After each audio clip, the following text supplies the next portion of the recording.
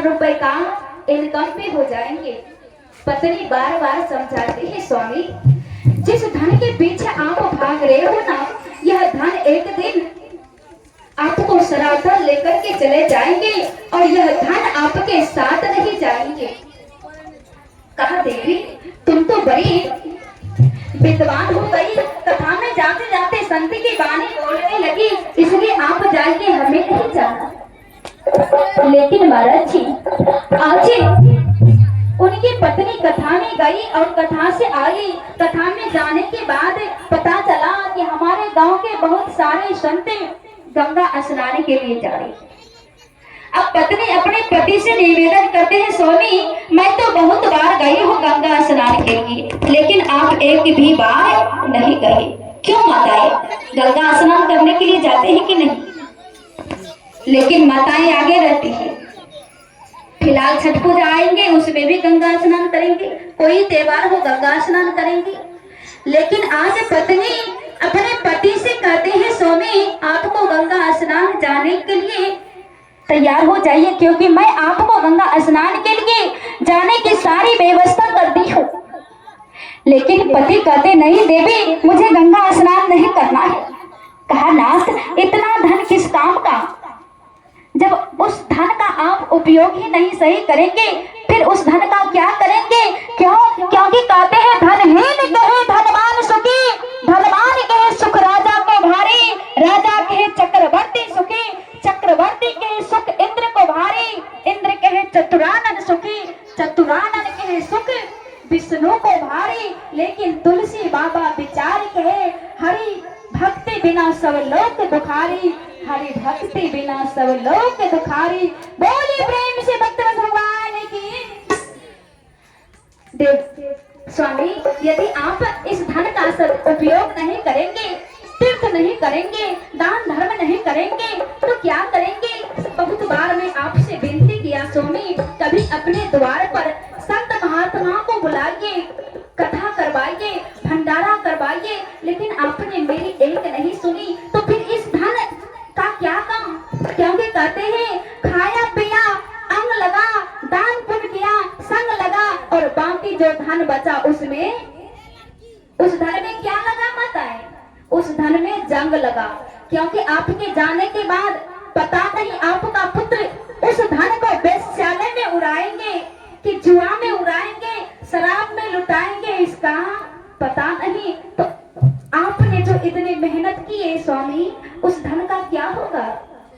जैसे अब भागवत में कथा सुनते ही, श्रीमद् भागवत महापुराण में धुंधकारी की कथा, कि उनके पिता कितने आत्मदेव भक्त थे भगवान के, लेकिन एक संतान न होने के कारण उन्हें कितने दुख सहनी पड़ी। अभी भी इस कलिकाल कलयुग में सहनी पड़ती है, ना जाने कितने बातें लोग करते हैं। लेकिन रामचरितमानस में भी महाराज दशरथ जी को इसी बात की ग्लानि हुई थी। एक बार भूपति मन माही, भय गलाने मोरे सुत नाही। लेकिन आज आत्मदेव को भी इसी बात का दुख था कि मेरे घर एक भी संतान नहीं थे। इस कारण से वह गंगा नदी के किनारे चले गए प्राण त्यागने के लिए। लेकिन वहां जब पहुंचे ना, जब वह रो रहे थे, तब एक संत का आगमन होते हैं। क्योंकि कहते संत सरल चित जगत हिते, जाने सुभार सने बाल विनय सुनी करी कृपा, राम चरण रति दे। संत तो संसार के हित, जगत के हित, कल्याण भलाई की बातें सोचते हैं, संसार के उद्धार और कल्याण के लिए आते हैं। क्योंकि कहते हैं जब जब दरबही दीन दयाल, राघव साधु संगति पाई, जेहि दरस परस समागमादिक पाप राशि दसाई। जब संत का आगमन हो जाते हैं जीवन में, तब भगवंत पाना दूर नहीं है, सरल हो जाते हैं। आज उनके रोने के कारण पूछा, कहा महाराज क्या कहूँ, मेरे जीवन में एक भी संतान नहीं है, क्या करें? लेकिन कहते हैं मिथ्या न होई देव ऋषि वाणी, संत की वाणी कभी महात्मा की वाणी मिथ्या नहीं जाते। इसलिए हे कुलदेव, आप हमें आज आशीर्वाद दीजिए, जिसके कारण मेरे घर संतान हो जाए, नहीं तो मैं इसी जगह अपने प्राण त्याग दूंगा। तब आज संत को उन पर दया आई।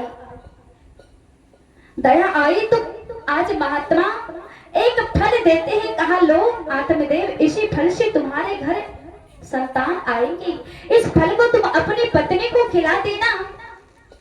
आज आत्मदेव बड़े प्रसन्न होकर के उस फल को लेकर के अपने घर आए, आकर के अपनी पत्नी से कहा देवी आप ये फल खा लो। लेकिन वह प्रसव के बेरा सहना नहीं चाहती थी। उसी गांव में उसकी बहन रहती थी, उनकी चचेरी बहन।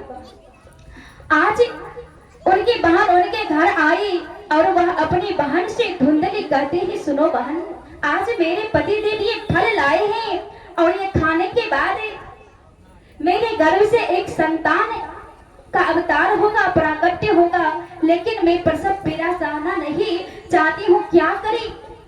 उनकी बहन बड़े गरीब थी, कहा बहन आप ये फल मत खाओ, गाय को खिला देना, और मैं गर्भवती हूँ। जैसे जैसे गर्भवती नारी की महीने महीने उनके गर्भ में बच्चे पलते हैं, वैसे वैसे तुम नाटक करती जाना, और जिस दिन मेरे घर लल्ला का अवतार होगा ना, रात्रि के बेला में मैं चुपके से आकर के आपके घर अपनी संतान दे जाऊंगी और बदले में आप हमें बहुत सारे धन दे देना। कहा ठीक है। आज धुंधली ने वह फल नहीं खाया जो संत का आशीर्वाद था, लेकिन वह फल गौ माता खा गई। खाने के बाद एक ही दिन धुंधली की बहन के घर में पुत्र का अवतार होते हैं और आत्मदेव के द्वार पे गौ माता के गर्भ से आज गौकर्ण का अवतार हुआ, जिनका शरीर तो पूरा मानव का है लेकिन कान गौ के समान है। इसलिए उनका जब नामकरण संस्कार होने लगे, गुरुदेव करने लगे, तो धुंधली अपने बहन के जो पुत्र लेते, धुंधली ने कहा गुरुदेव ये मेरा संतान है, मैंने इसे जन्म दिया है, इसलिए मेरे नाम से जोड़कर इसे इनका नाम रखिए। मेरा नाम धुंधली तो मेरे पुत्र का नाम धुंधकारी होनी चाहिए। और गौ माता की जो संतान थी उनका कान गौ के माँ के समान होने के कारण उनका नाम गौकर्ण रख दिया गया। लेकिन आज क्या हुआ, धुंधली के पुत्र धुंधकारी अपनी माँ के संतान नहीं थी। जैसे उनकी विचार थी कुटिल, वैसे उनके संतान बनते गए, क्योंकि कहते हैं पिता से अधिक माँ के पास संतान रहते हैं, बच्चे रहते हैं। माँ जैसे अपने संतान को शिक्षा देगी वैसे धीरे धीरे बड़े होकर के संतान बनते चले जाएंगे, क्योंकि रामचरितमानस में माता कैकसी ने अपने रावण पुत्र को गलत रास्ते पर चलना सिखाया। जब रावण चलना नहीं चाहते थे, माँ से कहते माँ ये पाप है, गलत है, मैं अपने भाई कुबेर का ये पुष्पक विमान नहीं ले सकता। तब माँ कैकसी कहती थी पुत्र रावण तुम जाओ, तुम दसानन हो, 10,000 हाथियों का बल है, यदि मांगने से नहीं दे तो बलपूर्वक छीन लेना। क्या ये सही है? नहीं है, ये गलत है। लेकिन आज कैकसी ने धीरे धीरे अपने पुत्र को बड़ा अत्याचारी बना दिया, सारे देवताओं को अपने बस में कर लिए, नवग्रहों को अपने बस में कर लिए। यहाँ तक कि क्या हुआ, जगत की माता जननी को चुरा लाई, और जब चुरा लाई तब माता कैकसी को अफसोस हुआ, अपने सर पर हाथ धरकर रोने लगे। रावण के पास आते ही और रावण से कहते ही कि दशानन आज मैं तुमसे मांगने के लिए कुछ आया हूँ। रावण अपने माँ से कहते माँ आज दशानन की माता को किस चीज की आवश्यकता पड़ गई? माँ बोलो, ये दशानन देने के लिए तैयार है। कहा तुम मुझे जानकी दे दे। रावण 2 कदम पीछे हो गई। माँ आप क्या सोच रही हो, वही मैं 5 वर्ष का रावण हूँ। नहीं माँ, मैं बहुत बड़ा दशानन बन गया हूँ और 10 कदम आगे बढ़ चुका हूँ और आप हमें पीछे होने के लिए कह रही है। माँ भले ही इस जानकी के लिए मैं अपने जान की बाजी लगा करके इसे उठा करके लाया हूँ, इसलिए माँ मैं जानकी को आपको नहीं दे सकती।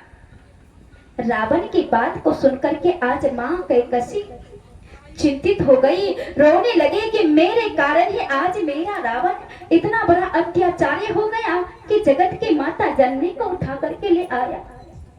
इसलिए माँ जैसी शिक्षा देंगे, कहते हैं जिस स्तर में जिस संस्कार में बच्चे पलते हैं उनकी ज्ञान उनकी बुद्धि ही वैसी होती है।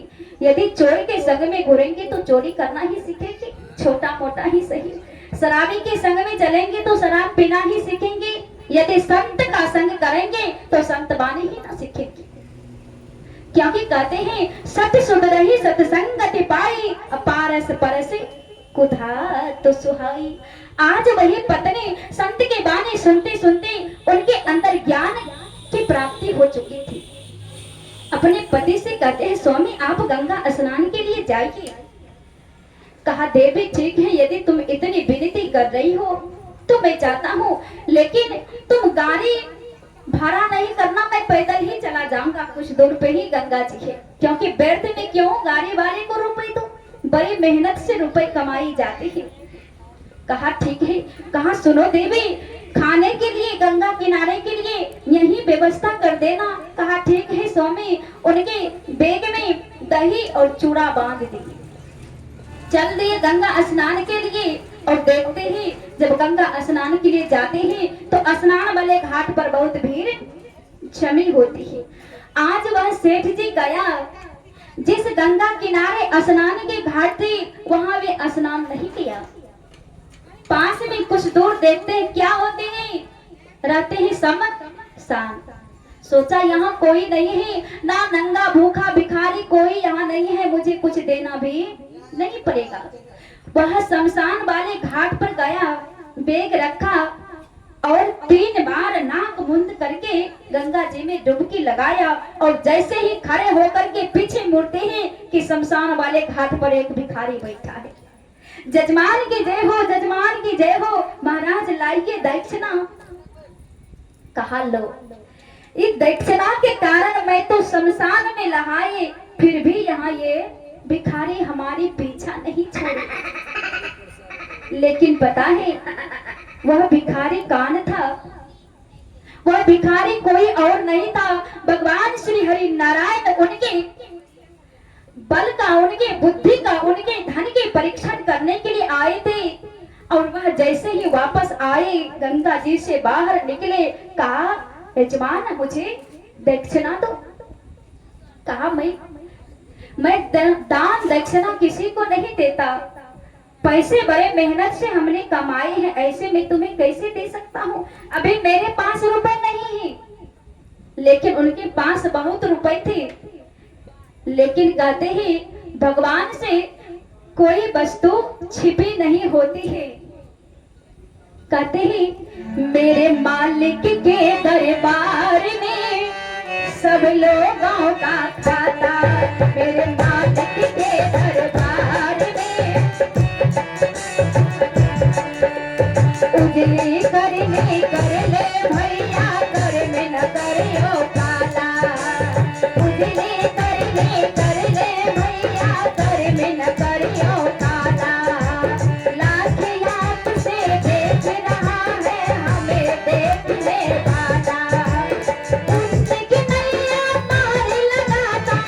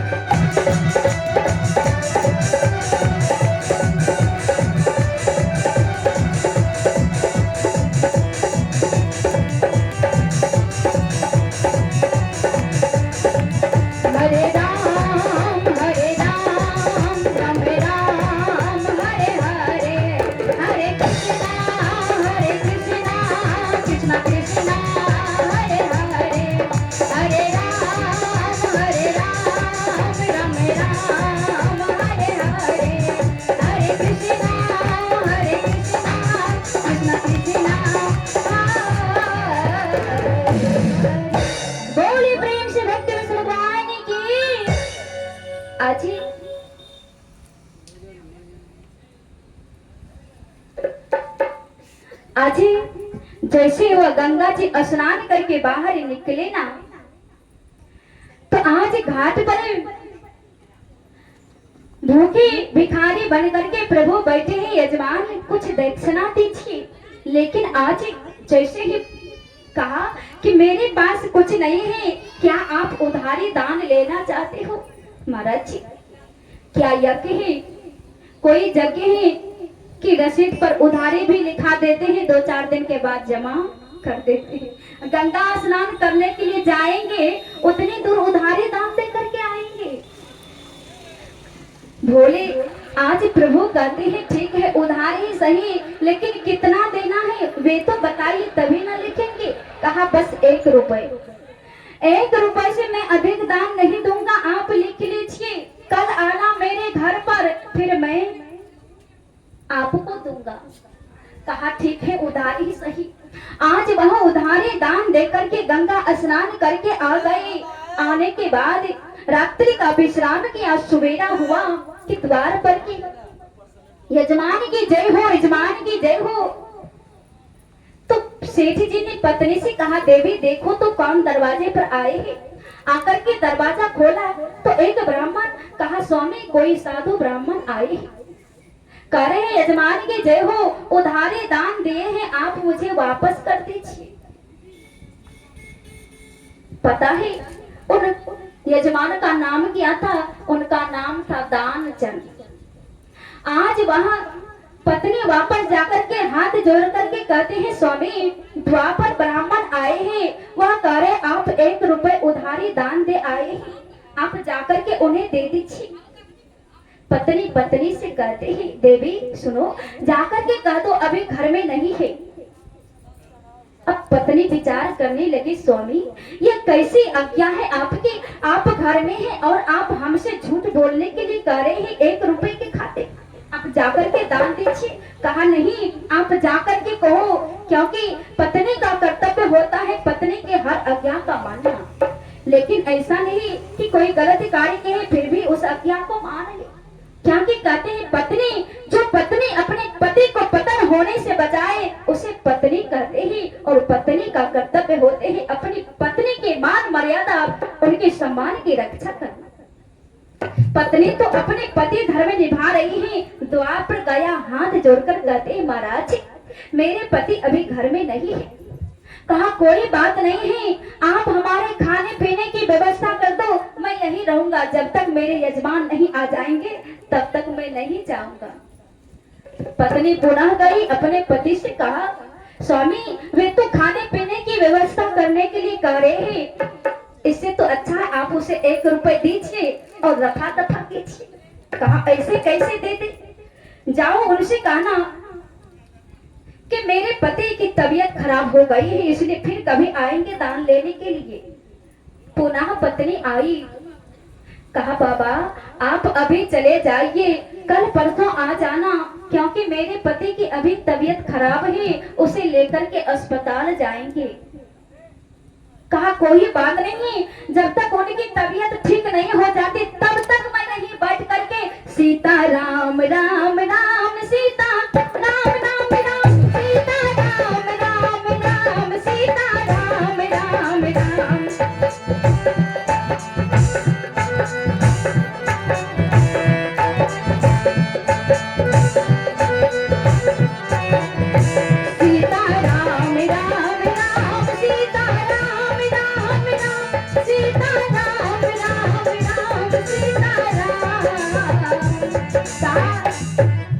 तब तक मैं यहीं बैठ करके सीताराम जपूंगा, लेकिन मैं यहाँ से वापस नहीं जाऊंगा बिना दक्षिणा लिए।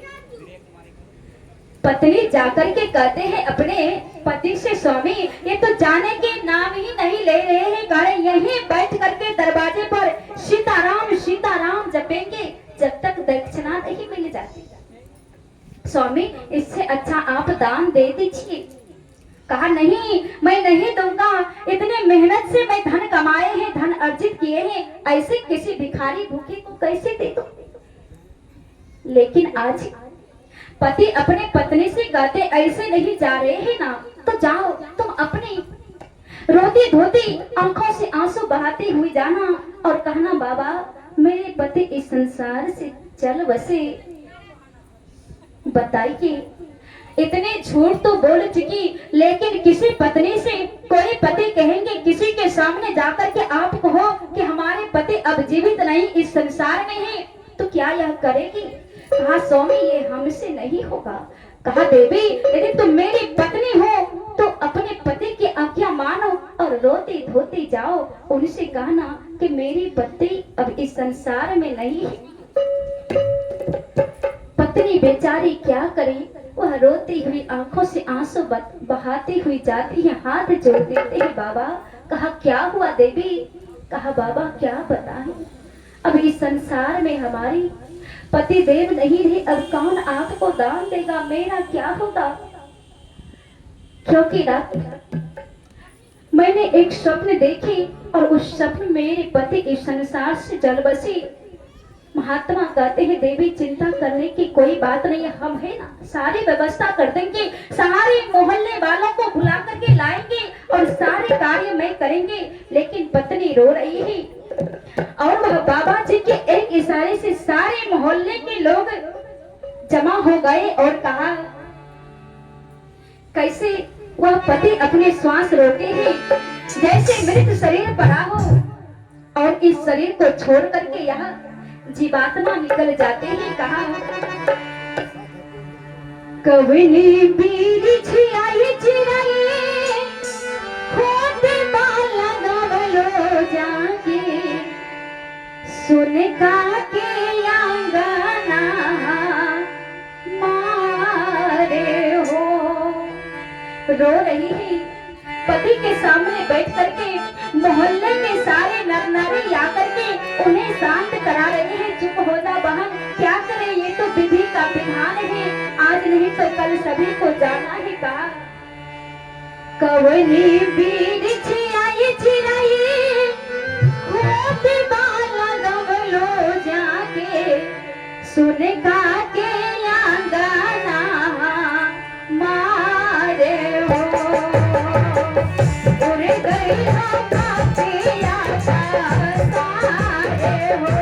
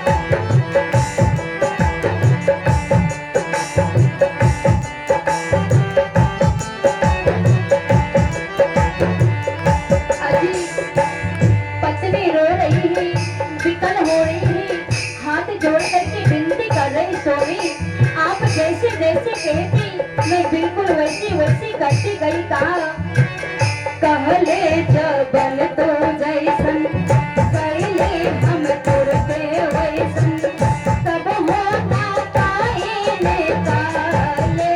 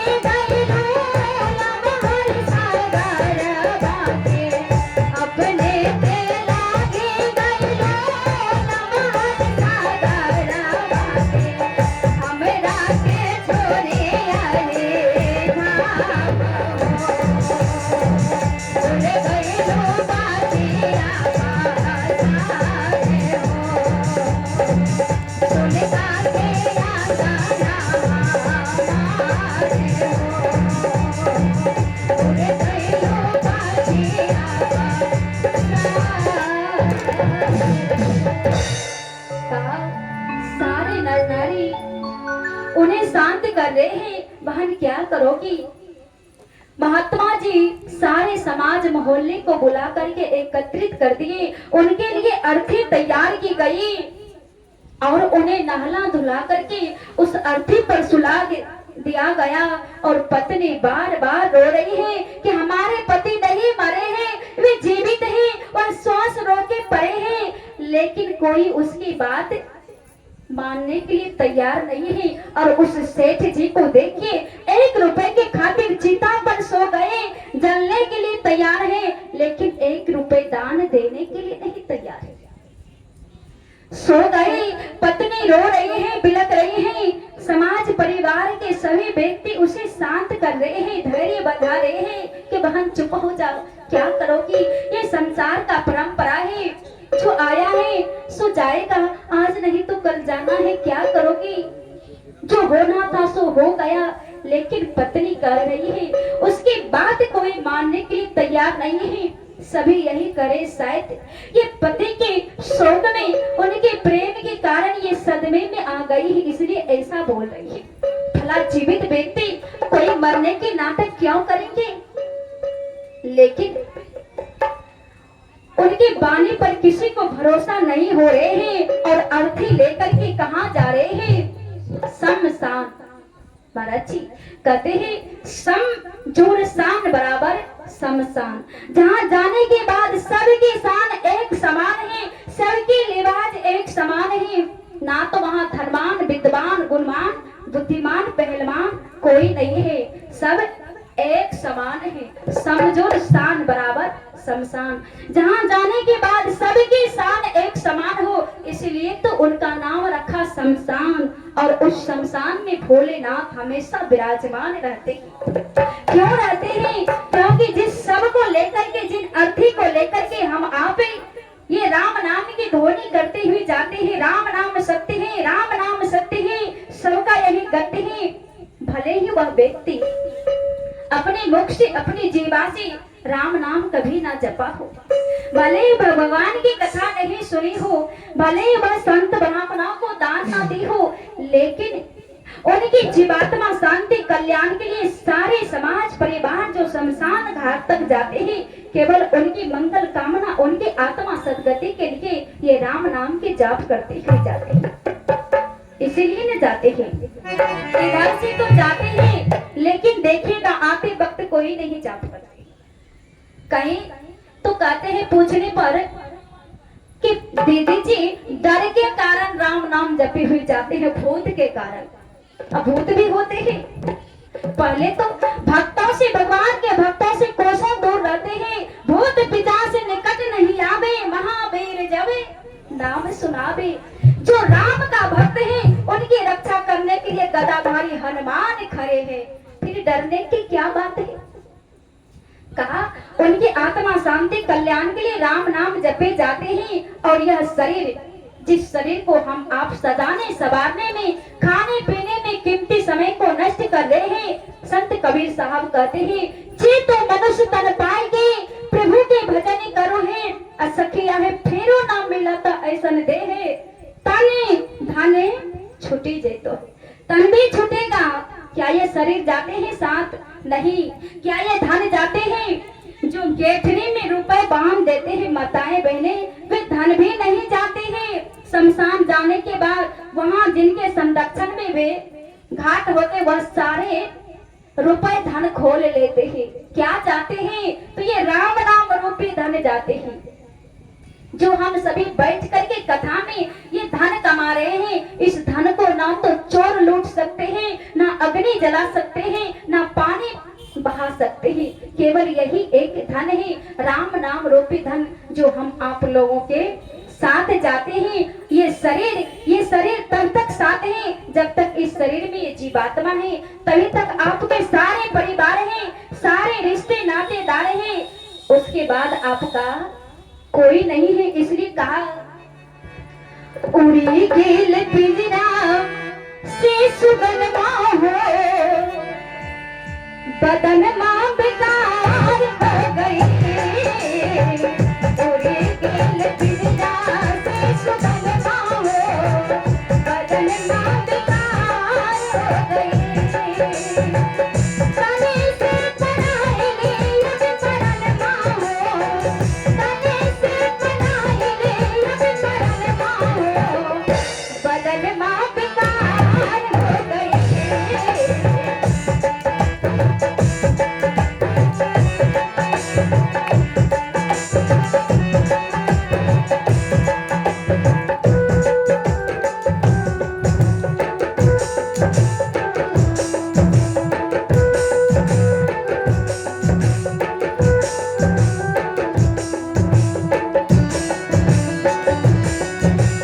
जय श्री राम।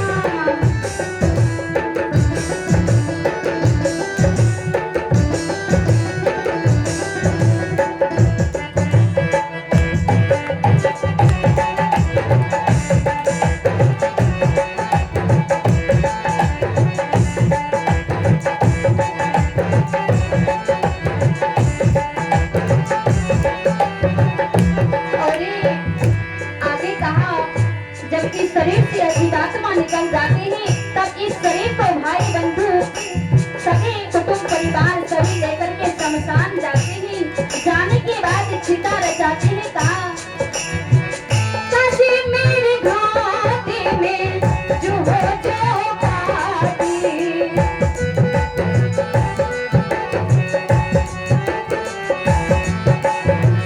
काशी मेरे घाटी में जो हो जो पाती, माटी की देहिया बा मिले जाए माटी, माए बाबू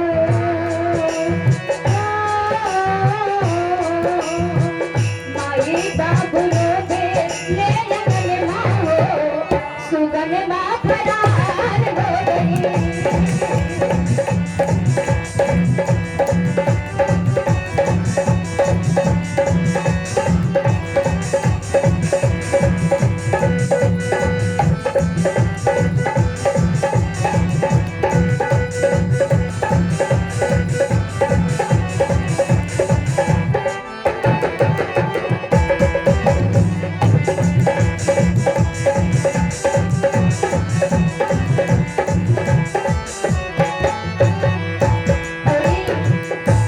आगे कहा, सभी गांव परिवार समाज में नर नारी रोती हुई आती है, समझाती है बहन शांत हो जा।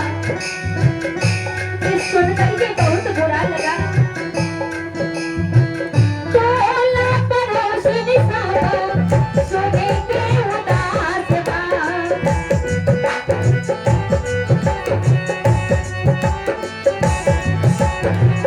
तोला